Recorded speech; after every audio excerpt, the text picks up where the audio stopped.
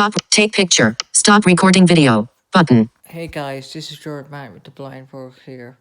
And since this is coming out in 2023, I want to talk briefly about Percy Jackson. Now, basically, Zero people.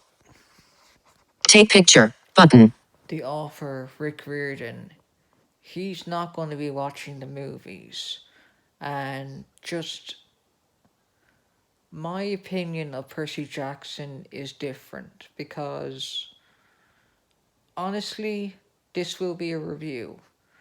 So, the Lightning Thief, Percy Jackson and the Lightning Thief, it's part of the Olympians series number Zero 1. people. Now, I want to make clear, this is my opinion. You don't have to follow my opinion, and you don't have to say, well, Jordan told me that the Lightning Thief in the Percy Jackson series movie is the best of all time.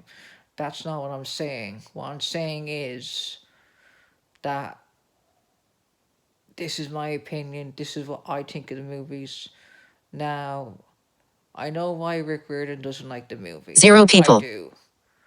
And Viewfinder. Image.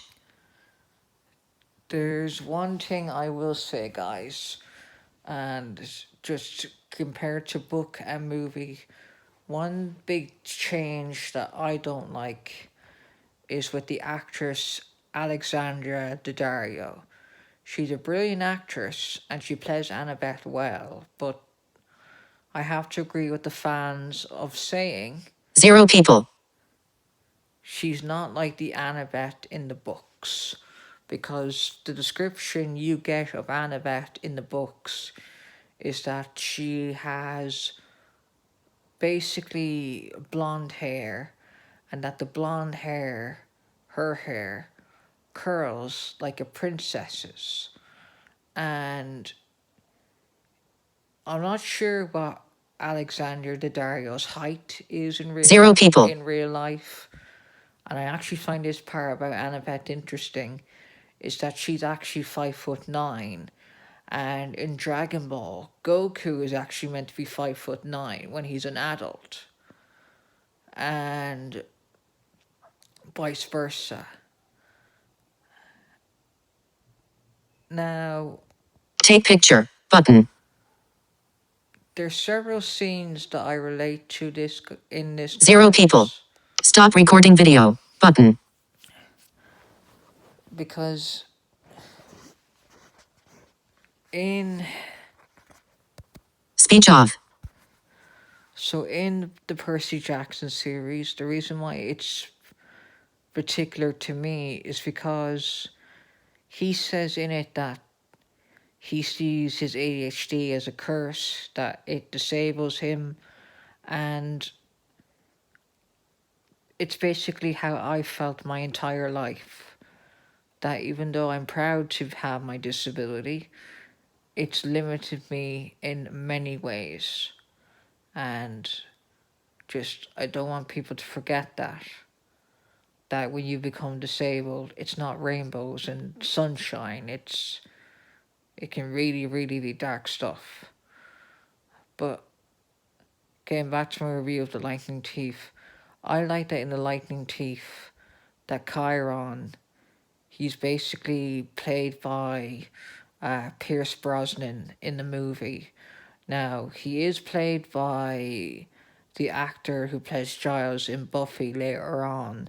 And not that I don't like him as Chiron, but basically I prefer Pierce Brosnan as Chiron. And in Sea of Monsters, which is not my favourite movie, well, Chiron is not British. He's more American, really, if anything. But no, for me as Chiron, it has to be Pierce Brosnan. Now, as much as I love the Lightning Thief, there are several differences to Lightning Thief to the book. For instance, in the movie, you see that the Greek gods are having a meeting. That doesn't happen in the book. In the book, it's just Percy with Poseidon and Zeus, and his attitude with his father is much different in the movies to the books. In the movie, it's his pride getting in the way and he doesn't want to have anything to do with his father. Whereas in the book, he's actually kneeling to his father and bowing to his father and just acknowledging his presence and just, that sort of thing. And they're on a bus in the movie, or a van. When they're in the books, they fight the Furies on the Greyhound bus, or kindly ones. And one thing that they don't show you in the movie, but in the book, is when him and Grover are on the Greyhound bus and it breaks down, Percy, which shows that he's getting powerful because of his half-blood status, he sees the fates and he sees that they're knitting a blanket or material. And it's not a blanket, guys. They're knitting the life force of a person. So basically when they're born, basically the middle part of their life, and basically the end.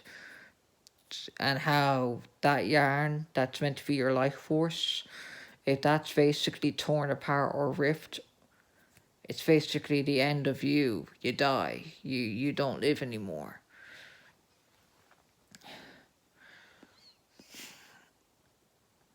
Another thing I'm not gone on in the movie is that you don't see, basically in the book, Annabeth, so they can get through Cerberus.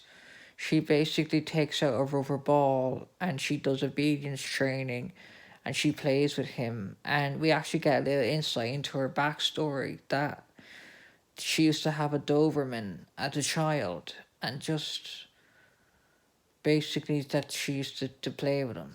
And